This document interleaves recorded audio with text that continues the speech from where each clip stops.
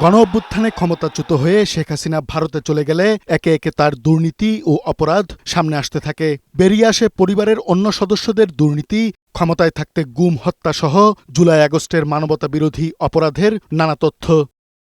শেখ হাসিনার দুর্নীতি ও সম্পদের অনুসন্ধান করছে দুদকসহ রাষ্ট্রের বিভিন্ন প্রতিষ্ঠান। এর আগে তার সহ পরিবারের অন্য সদস্যদের ব্যাংক হিসাব জব্দ করা হয়েছে। এবার শেখ হাসিনা সহ ১০ জনের জাতীয় পরিচয়পত্র লক করেছে নির্বাচন কমিশনের এনআইডি উইং। নথি অনুযায়ী গত ফেব্রুয়ারিতে জাতীয় পরিচয় নিবন্ধন অনুবিভাগের মহাপরিচালক এএসএম হুমায়ুন কবিরের মৌখিক নির্দেশে এই ১০ জনের এনআইডি লক করা হয়, যা সম্প্রতি কার্যকর করা হয়েছে।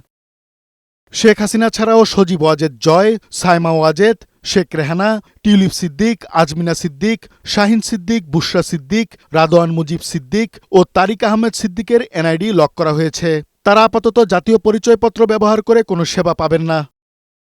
নির্বাচন কমিশনের সংশ্লিষ্ট সূত্র জানিয়েছে, আর্থিক কেলেঙ্কারি ও মানবতাবিরোধী অপরাধে যুক্ত থাকার অভিযোগে তাদের এনআইডি লক করা হয়েছে। কাজী ফরিদ, বৈশাখী সংবাদ, ঢাকা।